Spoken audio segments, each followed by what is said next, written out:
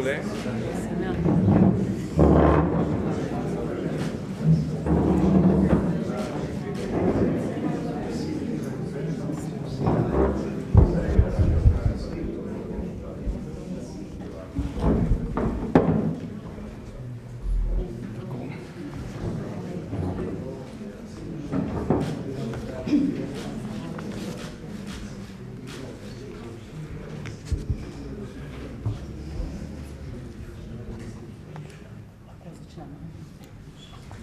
Spoštovani, pozdravljeni na današnji predstavitvi. Lepo pozdravljam gosta, z nami je kardinal dr. Franc Rode, upam, da lahko rečem prijatelj in osebni poznavalec zaslužnega papeža Benedikta XVI. Ter dr. Anton Štrukelj, prav tako velik poznavalec dela in misli Benedikta XVI. In tudi prevajalec te knjige. Hvala, da sta danes z nami, da boste delila svoje misli, občutke ob knjigi Benedikta XVI. Zadnji pogovori, knjigi, ki že pred izidom vzbuja veliko zanimanja po vsem svetu. Pri založbi Družina smo doslej izdali 13 knjig Josefa Ratzingerja oziroma pozneje papeža Benedikta XVI. Slovensko izdajo, ki jo predstavljamo danes, jo predstavljamo istočasno z originalom, ki je izšel pri nemški založbi Dromel Verlag v Münchnu. Izšle bodo še italijanska, hrvaška, španska, v Španiji in Braziliji, francoska, madžarska, poljska, portugalska in angleška izdaja. Pravice pa je odkupila tudi založba v Libanonu. V knjigi se je novinar Peter Zevald, tako kot že v knjigah Luč sveta in Sol zemlje, pogovarjal z Benediktom XVI. Kot je zapisal v uvodu v knjigo, so pogovori potekali tik pred Benediktovim odstopom in po njem. Služili so kot temeljni pogovor za sestavo življenjepisa. Še enkrat odpirajo pogled na eno najbolj očarljivih osebnosti našega časa. Zaslužni papež je prebral besedila, vsaj je prebral in jih odobril za to izdajo. Zato, kot pravi Peter Zevald, naj bo ta knjiga majhen prispevek, da bi popravili napačne podobe, prinesli v luč v temo, zlasti tudi v okoliščine njegovega odstopa, ki je spravil svet ob sapo. Ob koncu gre za to, da bi bolje razumeli človeka Josefa Ratzingerja in pastirja Benedikta XVI. Priznavali njegovo svetost in predvsem ohranjali odprt dostop do njegovega dela, v katerem je zaklad za prihodnost. Gospod Rode, če kdo med nami pozna Benedikta XVI., ste to gotovo vi. Vi ga poznate še kot Josefa Ratzingerja, prefekta kongregacije za nauk vere in predvsem velikega misleca cerkve. Se nam v knjigi razkrije takšen, kot je? Tako je. Hvala. Če se sprehodite skozi. Hvala za besedo. Ste končali? Ja. Hvala za besedo, gospa Manca.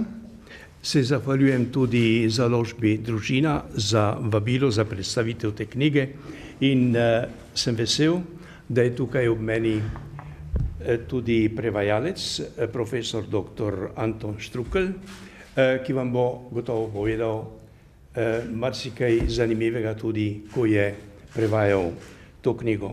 Torej, da gremo k stvari, pravzaprav je knjiga Zadnji pogovori, to je 4. veliki intervju, ki ga daje Josef Ratzinger ali Benedikt XVI. Prvi je bil poročilo o veri, Rapporto sulla fede, ki je bil z Vittorijem Messorijem, znanim italijanskim časnikarjem, potem drugo Sol zemlje in Luč sveta, oba s Petrom Sevaldom. Oboje imamo, meni se zdi, ali tudi prvo, imamo vse v slovenščini po zaslugi doktorja Štruklja.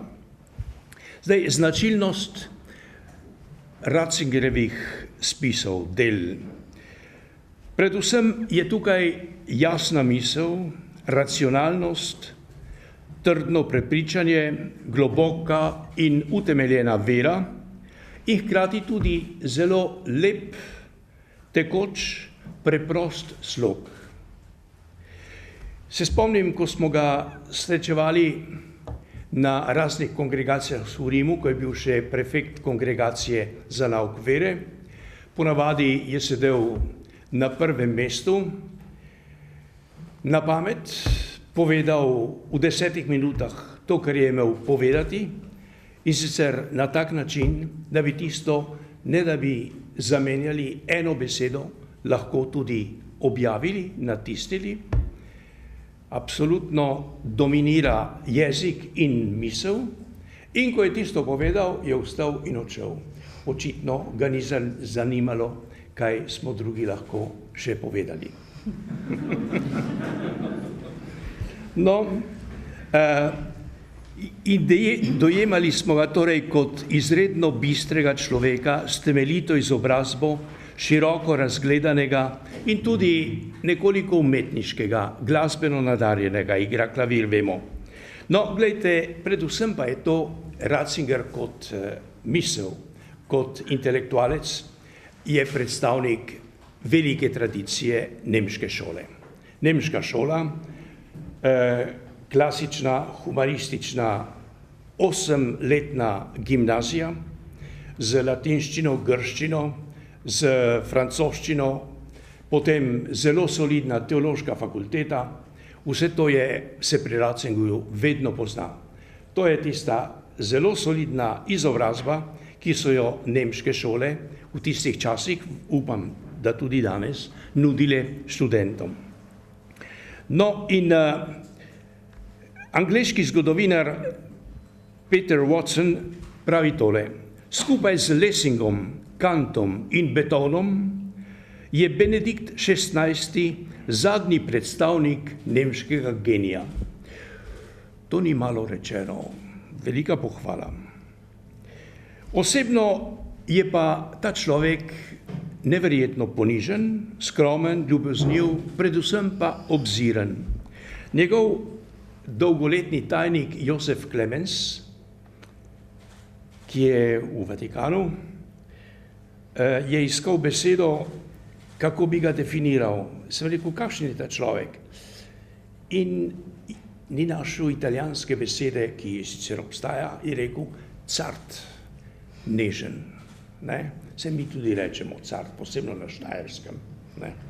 No, ja, nekaj nežnega je v tem človeku, res izredno obziren in ponižen človek, mehek. In nikoli se ne sili v ospredje. Njegova družina v tej svoji knjigi največ pove o sebi in o svoji družini, več kot v vseh drugih prejšnjih intervjujih. To je tradicionalna bavarska katoliška družina, globoko verna. Duhovniški in redovniški poklici so skoraj v vsaki generaciji navzoči v tej družini. Recimo njegov stari stric Alois Ratzinger je bil poslanec še v času nemškega cesarstva pred Prvo svetovno vojno. Potem en stric in njegov je bil duhovnik, ena teta je bila redovnica, on sam in njegov brat tudi sta se odločila za duhovniški poklic.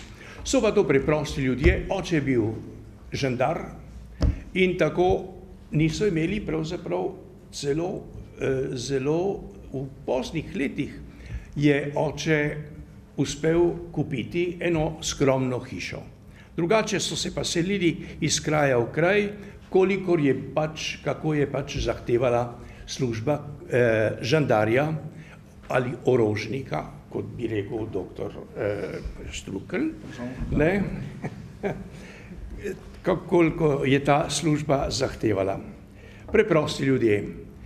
No, recimo, mati je bila nesakonska iz južne Tirolske, Südtirol ali Alto Adige, kot pravijo Italijani, in preprosta gospodinja, verna, oče, kot pravim, orožnik,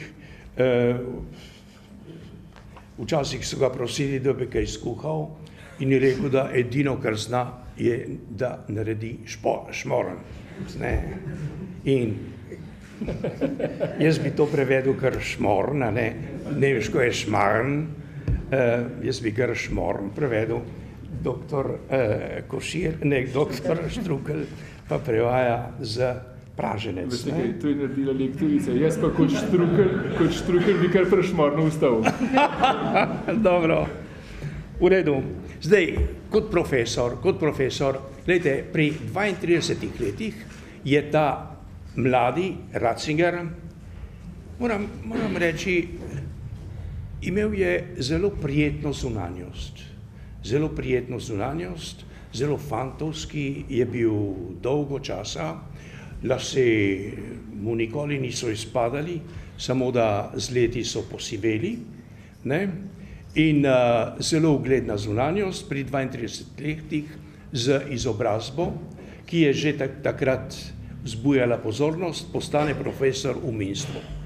Potem gre za profesorja v Tübingen, tam živi leto 68, ki je revolucionarno leto, in tam doživi tudi prva nasprotovanja strani študentov.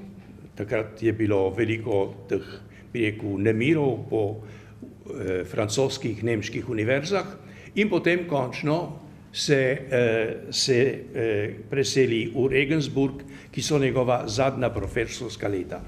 No in Ratzinger pravi tole, takrat se pojavijo prva nasprotovanja njemu in sicer med teologi. Johann Baptist Metz, potem tudi Hans Küng, ki ga še zdaj obrekuje, no in tudi Karl Rahner je bil kritičen do njega.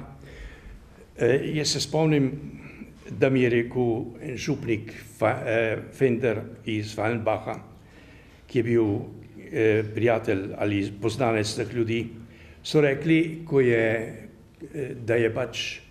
postal nadškof v Münchnu, bil je še razmeroma mlad, leta 77, so rekli tole, da so ti čevlji, škofovski čevlji pač preveliki za tako majhnega človeka. Nekako so ga omalovaževali. On pa je izjavil, pravi, nekateri ljudje v Nemčiji so me že od nekdaj hoteli odstreliti. To pravi v tej svoji knjigi, to je en citat. No, potem postane nadškof v Münchnu, München-Freisingen, in za čuda v tej knjigi je pa tukaj pravzaprav zelo malo.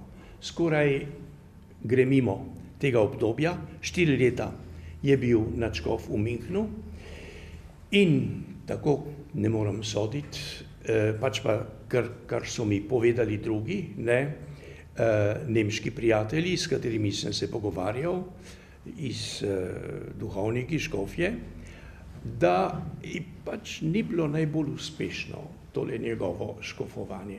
Predvsem ni imel sreče pri izbiri sodelavcev. In dejansko je njegovo škofovanje, so se, bi rekel, naprtili veliki problemi, da se je lahko vprašal, kako bo šlo tole naprej. Iz te neprijetne situacije ali iz te, lahko bi reči, slepe ulice, ga je rešil Janez Pavel, papež, ki ga pokliče v Rim. In tam je od leta 81-82 praktično do izvolitve za papeža, 25 let, je bil pravzaprav varuh katoliške pravovernosti in katoliške morale. No, tukaj kot prefekt si je zopet pridobil dosti nasprotnikov in zelo krivičnih. Recimo se ga je prijelo tale vzdevek Panzer kardinal, to je en buldožer.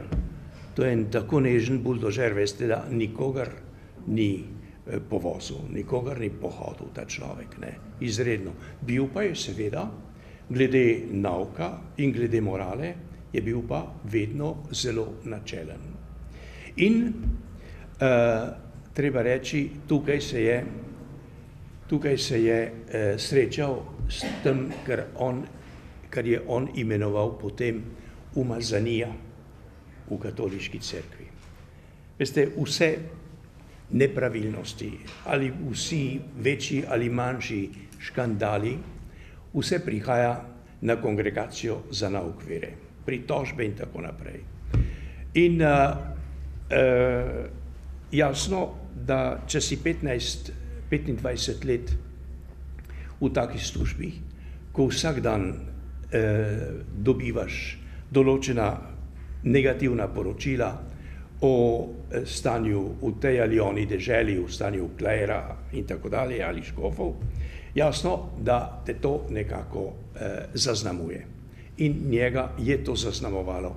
No, jaz bi rekel, da če se ne motim, je on tretji papež, torej tretji človek, ki je postal papež, ko je bil prej prefekt svetega oficija ali svete inkvizicije. Pi V. in Pavel IV. Oba sta bila zelo huda. No, zato, ker sta se pač srečevala s temi problemi znotraj cerkve. Ratzinger, kot pravim, nikakor ni zaslužil tega vzdevka pancer kardinal, je bil pa seveda načelen in on je pravzaprav začel pod Janezom Pavlom in začel boj proti pederastiji v katoliški cerkvi. Pri nas uporabljamo v glavnem besedo pedofilija, bolj pravilna beseda je pederastija. Pedofilija to pomeni prijateljstvo, filija prijateljstvo. Erastos to pomeni ljubimec ali kaj takega, ne? Dobro, bolj pravilno. On je začel in je tudi postrožil disciplino, je uvedel tako imenovana graviora delicta, se pravi posebno bi rekel hude napake, hude pregreške in je uvedel zelo strogo disciplino v cerkvi, ki jo sedaj tudi seveda papež Frančišek izvaja. No, jaz sem enkrat sem mu rekel, ko je bil kardinal, sem rekel, papež Janez Pavel ima srečo, da ima ob sebi takega teologa, ker je res, on je bil, bi rekel, to je bil steber teologije v pontifikatu Janeza Pavla. No, on ni rekel, da to ne drži. Rekel pa je, ja, veste, ampak on je pa odličen filozof, Janez Pavel, kar je tudi res, odličen filozof.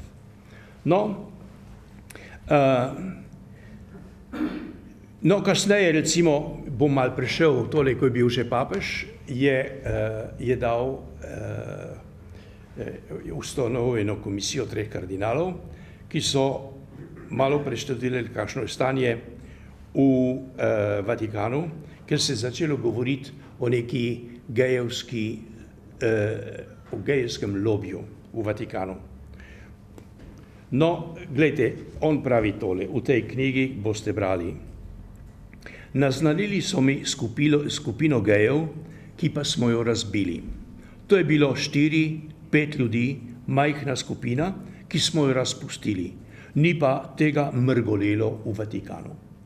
To je vse, kar boste zvedeli v tej knjigi, glede tega gejevskega lobija, o katerem se je tako veliko in z veliko fantazijo govorilo in pisalo. No, potem, ko umr je, torej po Janezu Pavlu II., meni je bilo jasno in mnogim, da bo novi papež Ratzinger. Se mi je zdelo, da mora priti on. Namreč zanimivo je pa to, da je vsak papež, skoraj vedno, je vsak papež izvoljen kot nasprotje svojega predhodnika. Če vzamemo od 5.12. naprej, 5.12. Visok, slog, suh, aristokrat, zadržan. Za njim pride en kmet iz tamlih tistih hribov, majhen, čokat, debel, nasmejan, sproščen, Janez 23. Absolutno nasprotje, se pravijo, največ škode Piju 12. je naredil Janez 23. Zato, ker je bil tak, kot je bil. Dobro, recimo za Janezom 23., ki je bil mogoče malo preveč razigran in tako naprej, preveč sproščen, pride zelo oprezni Pavel VI. To je bilo, na vsako besedo je pazil in meril, kakšen bo učinek in tako naprej. No, za tem silno opreznim pride en junak iz slovanske dežele, Janez Pavel II., ki ga je sam pogum. No, in za tem pogumom pa zopet zelo previden človek in zelo nežen, Benedikt XVI. On sam, to mi je govoril njegov tajnik, bivši tajnik Josef Clemens, on se je bal. Kardinali so ga že nagovarjali, v tem konklavu jaz nisem bil navzoč, so ga nagovarjali, da bo seveda izvoljen, da naj sprejme, on se je branil.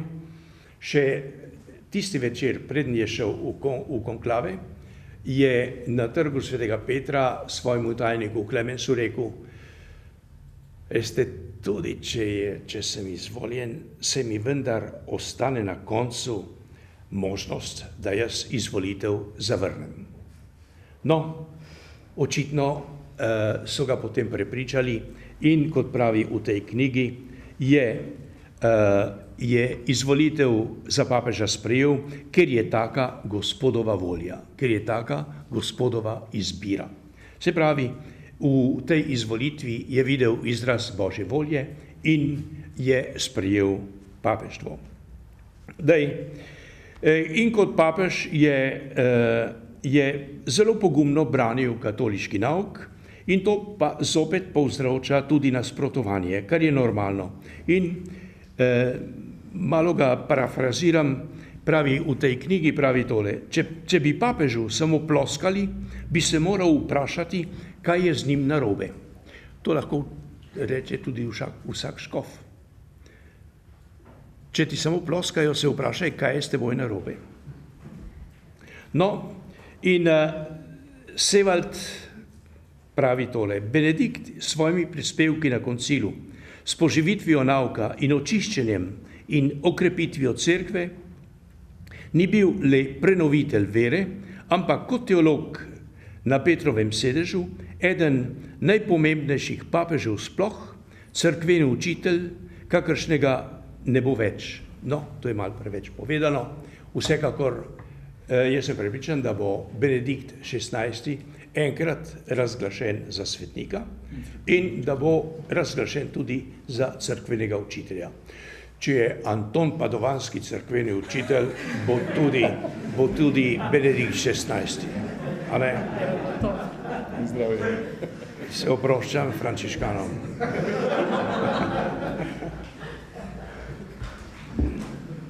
Dobro. Ja, to se pravi eden najpomembnejših papežev. Moram pa reči, ni pa bil torej odličen učitelj vere, ni pa bil uspešen vladar. Ista zgodba se je ponovila kot v Münchnu. Njegov tajnik Clemens mi je večkrat poudaril tole. Jaz sem ga vprašal, pa kaj ta imenovanja, pa kaj tole, Ana? Je rekel: non è un uomo di governo. To ni človek vladar. In dejansko svoje sodelavce je v glavnem izbiral pri ljudeh, ki jih je on osebno poznal. Njih pa znal oceniti. Jaz sem 3, 4, 5 primerov, recimo, se rekel, pa kako je ta človek prišel na to mesto. Ni imel tega čuta. In ni imel tega čuta za izbiro svojih sodelavcev. In to je pa zelo važno. To je zelo važno. Recimo, en zelo dober ameriški predsednik Reagan, ki ni bil ne vem kakšen lumen, kakšna inteligenca, tudi nekaj preveč delaven, najrajši je počival, ampak je imel pa izreden čut za izbiro svojih sodelavcev. In njegovo predsedovanje kot predsedništvo se je odlično obneslo. Skupaj z Janezom Pavlom pa Thatcherjem pa še kom so pravzaprav pripomogli k rušenju sovjetskega imperija. Dobro, mimogrede. Torej, zdaj on sam priznava, Benedikt sam priznava, jasno, odločno vladanje mi ne leži. To je moja slabost, to je moja šibkost. On sam priznava. Torej, ne obrekujem, on sam priznava to, da ni bil vladar, ni imel vladarskih sposobnosti. To je predvsem intelektualec. Zdaj, njegov odstop. Nekaj papežev v preteklosti je že odstopilo, ampak v glavnem, ali je bilo to recimo v času preganjanj in je kakšen papež, recimo Poncijan, ki so ga obsodili na delo v rudnikih na Sardiniji, je odstopil in so izvolili njegovega naslednika. V srednjem veku je nekaj papežev, bi rekel, odšlo, zato ker jih je nemški cesar, ki jih je postavil, jih je tudi odstavil in tako naprej. Pravzaprav prvi res svobodni korak, bi rekel, da je odstop, je zares primer Benedikta XVI. Lahko rečemo, in on zelo dolgo govori o tem svojem odstopu, o razlogih. O razlogih in poudarja, da nihče ni delal na njega kakšnega pritiska. Nihče ga ni izsiljeval. Pravi, to je bila moja absolutno svobodna odločitev. No, jaz ga čisto se ga razumem. Spominjam se zadnje meseci, recimo pred odstopom, ko je nastopil v kakšnem govoru ali ko je nastopil v nedeljo tamle na oknu tretjega nadstropja, da je pozdravil vernike in zmolil angelovo čiščenje, se je videlo, da človek ni bil več zraven, ni mu več ležalo. To je nekako, je še počel, ampak on je bil, srcem je bil že drugje. In smo se vprašali, ja, koliko bo pa tole še trajalo. Prav, bali smo se, da bo tak neka apatija, da se bo začelo eno obdobje v cerkvi, ki bo mogoče zelo mučno. No, odločil se je za odstop.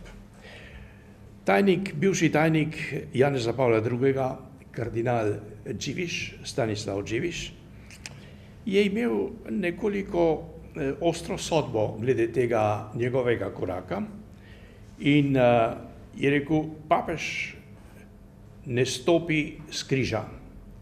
Tudi, če je na križu, mora ostati na križu do kraja. Si je mislil, tako kot Janez Pavel. No,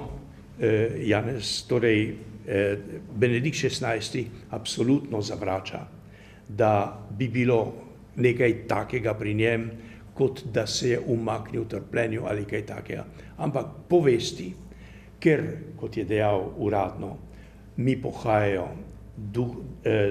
telesne in duhovne moči, jaz nisem več sposoben, da bi vršil to svojo službo, torej odhajam. In recimo, on je odstopil, napovedal odstop 11. februarja leta 2013 in jeseni za to leto je bil pa napovedano svetovno srečanje mladine v Rio de Janeiro. seveda, kje bo še tisti brazilski euforiji, pa v tistem karnavalskem, bi rekel, pustnem ozračju en človek, intelektualci in tako naprej, že z močmi telesnimi in duhovnimi precej izčrpan, kako se bo on znašel v tistem. In tudi tega, konkretno, si on tega spal in je odstopil. No, jaz bi rekel, da so še drugi razlogi, ki jih on tukaj v svoji knjigi ne omenja. Njegovi sodelavci, kot pravim, ki po mojem niso bili najbolje izbrani, mu niso pomagali. In vsaj nekateri smo imeli ta vtis, da je zelo osamljen človek v Vatikanu in da praktično ne ve, kaj tam počne. In zato se je odločil za odstop. No, zdaj, njegovo mnenje o papežu Frančišku. Torej, Frančišek, ko je bil izvoljen, jaz se spomnim, smo čakali tam po izvolitvi, smo čakali, ene pol ure, kaj takega, da se bo preoblekel. To se naredi iz črnega talarja, v talar se obleče v 5 minutah. Pol ure smo čakali, ne, pa en je trkal na vrata, pa so bila zaklenjena, ki je šel zadaj v zakristijo. Po sklutku poskusil, če bi se vrata odprla. Nič, vse je bilo zaprto. No, in medtem je telefoniral, je Frančišek, novo izvoljeni papež, Bergoglio, telefoniral Benediktu in mu naznanil svojo izvolitev. In je bil torej vedno izredno prijazen do njega. Seveda, če hočete, prej sem rekel, da skoraj vsak papež je izvoljen kot nasprotje svojega predhodnika. Če je to kdaj veljalo, velja v primeru papeža Frančiška. Tako nasprotje papeža Benedikta smo si težko predstavljali. Ampak, glejte, kaj pravi, in s tem končam, doktor Štrukelj bo nadaljeval. Je prelom med Benediktom in Frančiškom. Ne, pravi Benedikt, so novi poudarki, ni pa nasprotij. Ali je zadovoljen z papežem Frančiškom? Da. Nova svežina v cerkvi, nova veselost, nova karizma, ki nagovarja ljudi, vse to je nekaj lepega. To je njegovo mnenje o papežu Frančišku in je zelo lepo. Hvala lepa za vašo pozornost.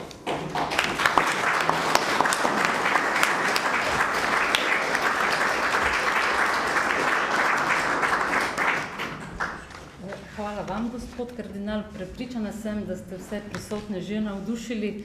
Danes popoldne bodo gotovo vsaj prve strani prebrali že, ne? Ja.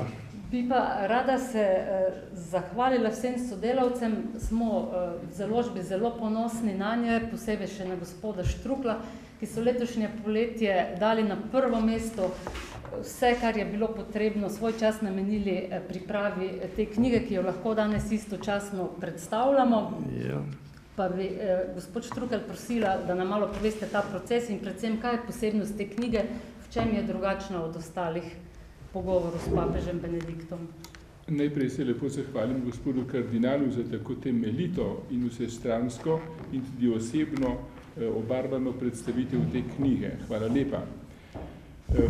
Glejte, posebnost je v tem, da je to že po naslovu zadnji pogovori, kakor pri cerkveni učiteljici Tereziji de Teteusa dernier entretien, kar ne pomeni, da zdaj ne bo ničesar več prišlo z njegovega peresa, ampak hotel je s tem dati nekakšen obračun o svojem življenju in zlasti tudi papeževanju.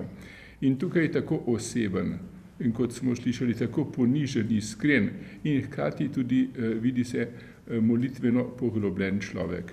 Vidi se, da je v teh letih zaživel meniško v samostanu Mater Eklezije, da je Benedikt, oče zahodnega meništva, tudi njegov nekako duhovni vodnik. In to sije iz vsakega njegovega odgovora, ki je vsak odgovor zelo kratek, jasen in pa očiščen sleherne, zagrenjenosti. Tudi če ga Zevald vpraša o stvareh, ki so bile bridke, on odgovarja tako, da čutimo, on je na čistem.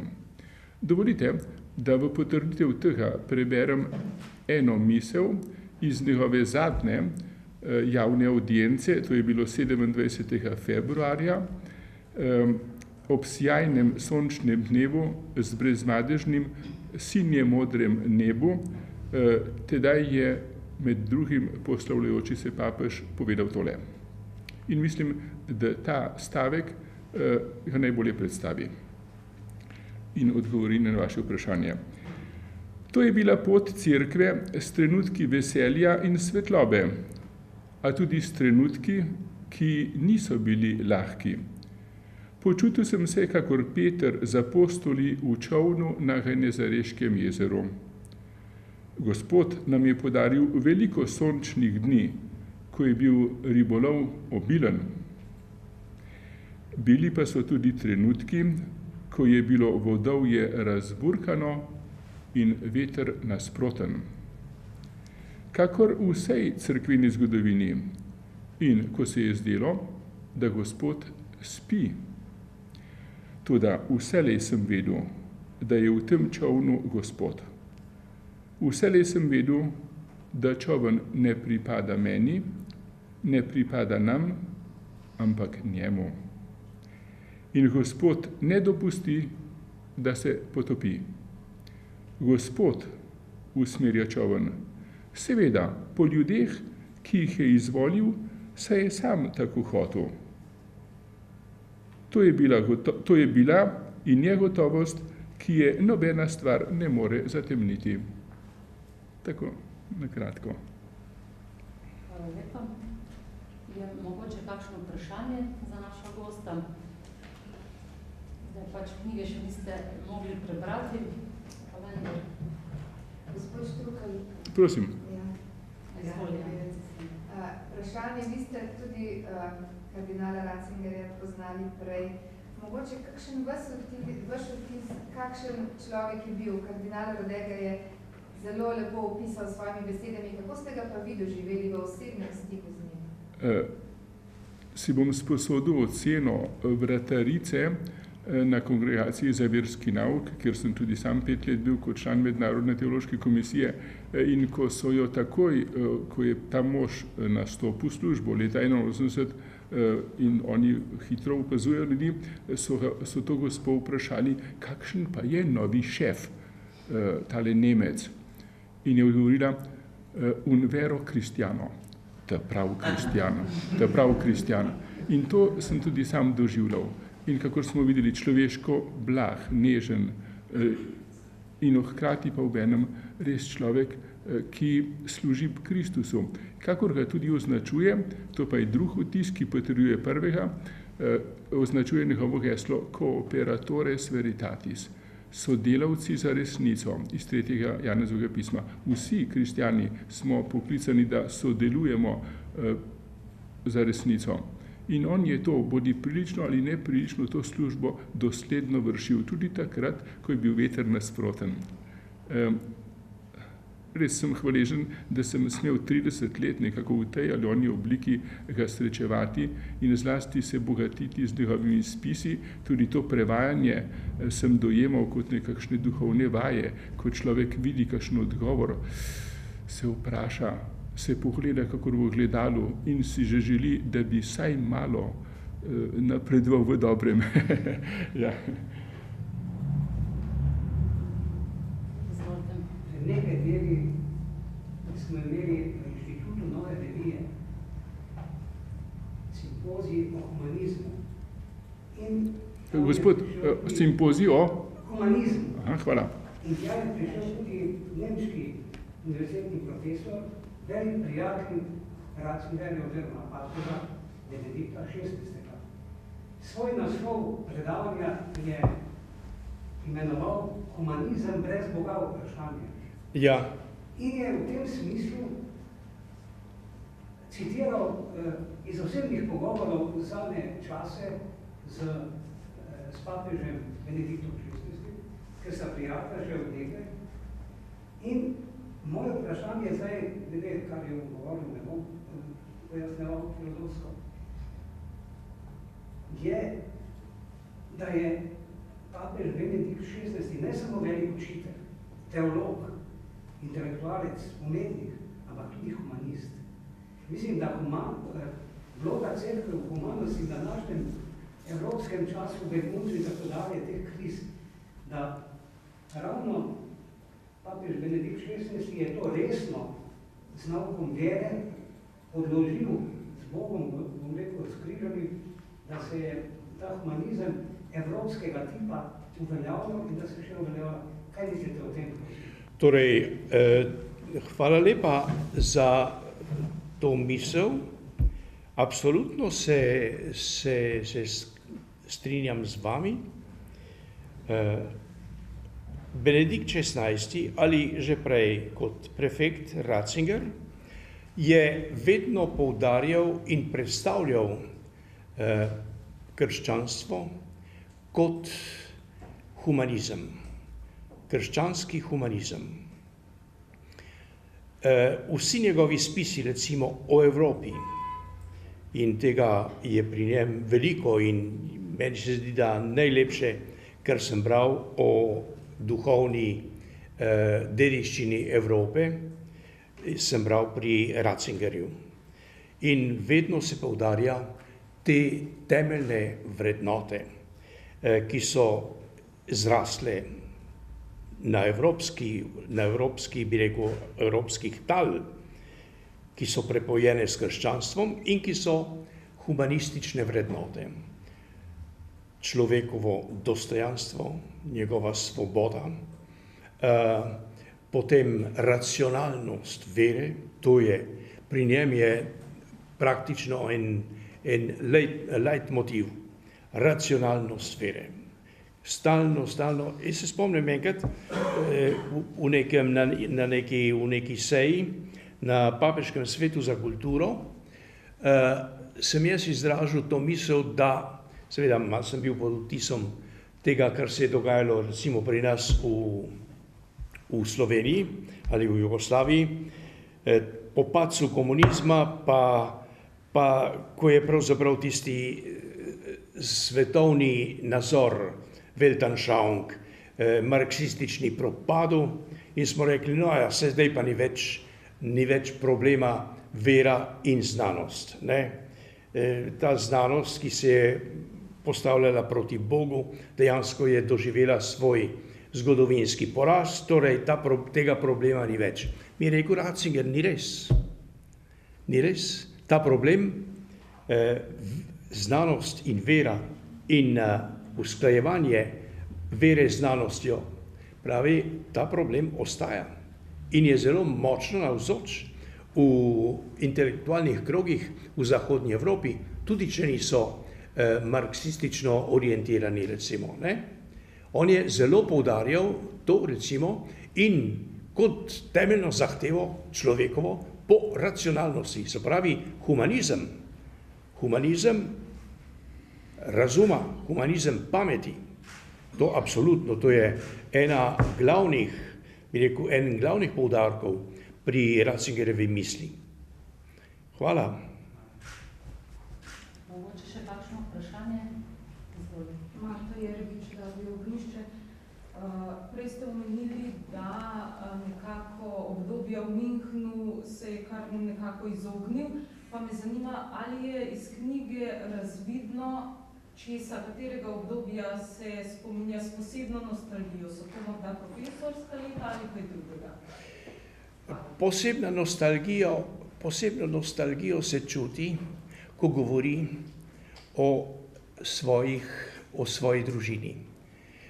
To je oče in mati, sta se poročila že precej v letih. To so bili zelo mirni ljudje, 3 otroke so imeli, Marija, Georg in najmlajši Jozef.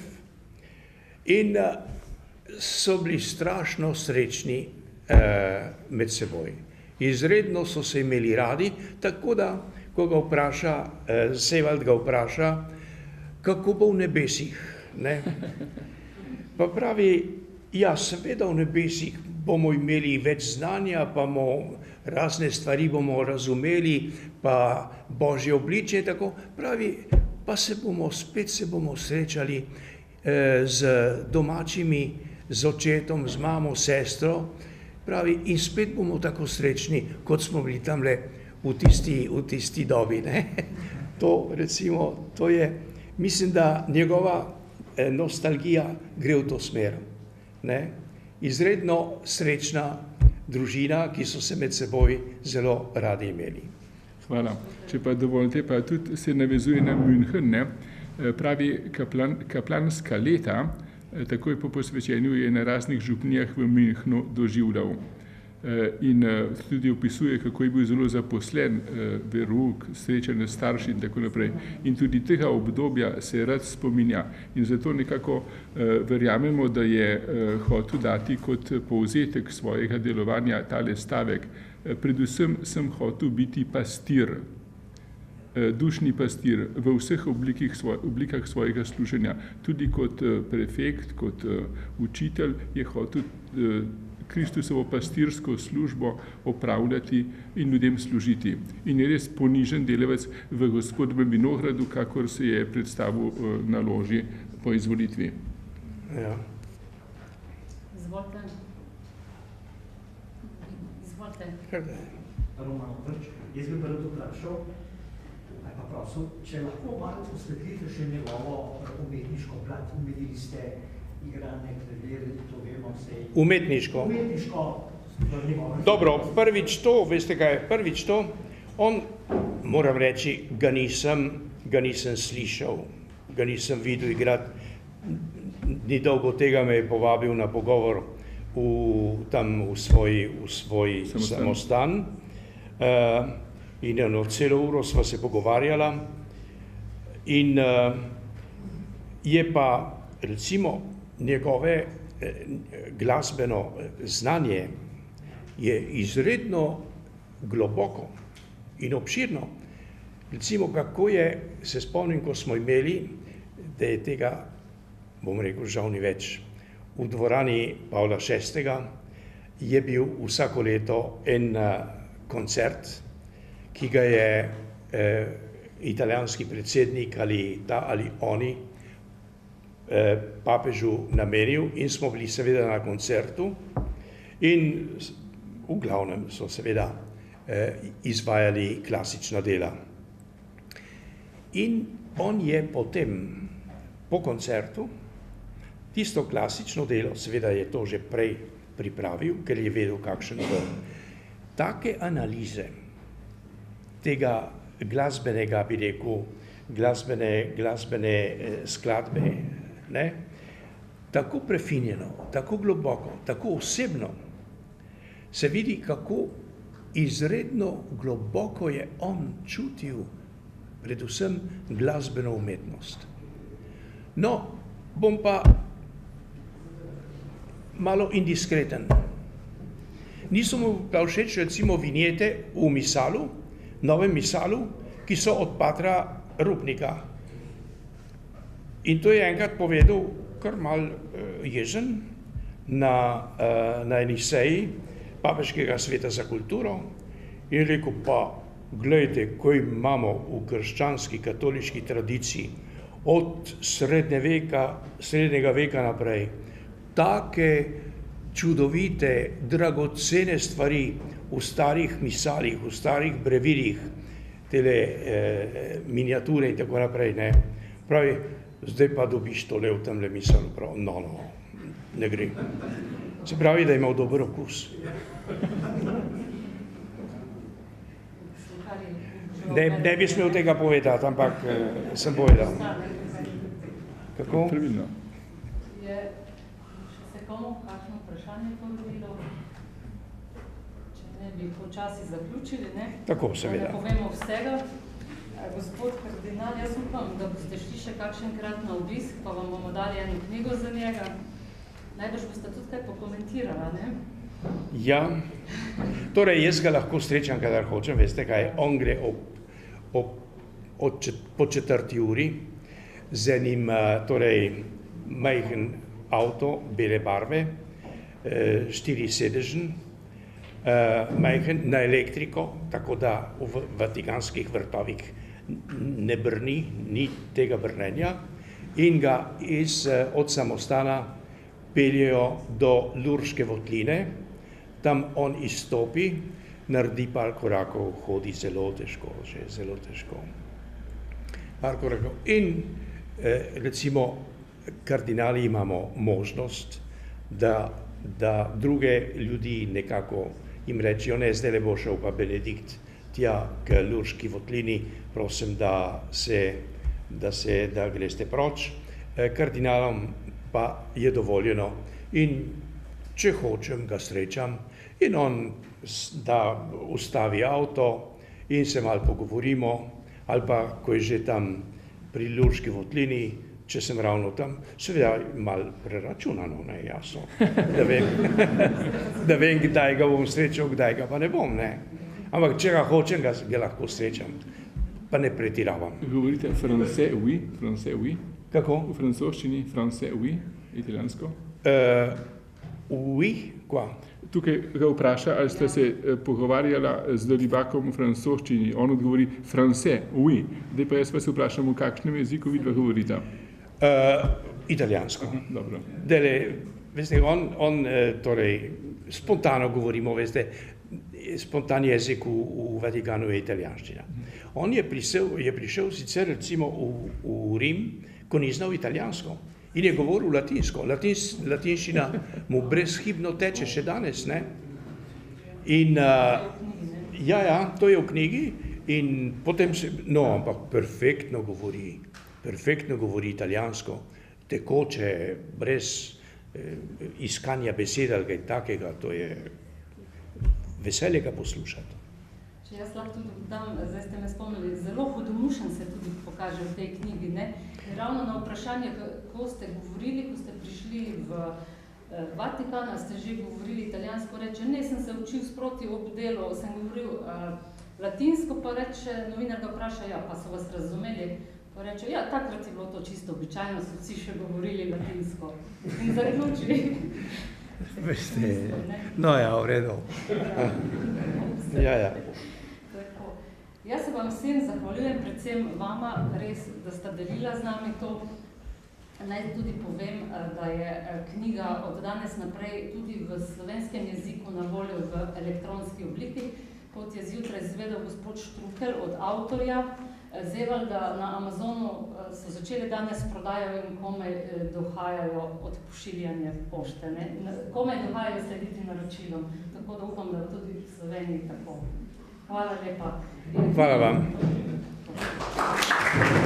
Prav, sem zelo vesel. Tudi jutro.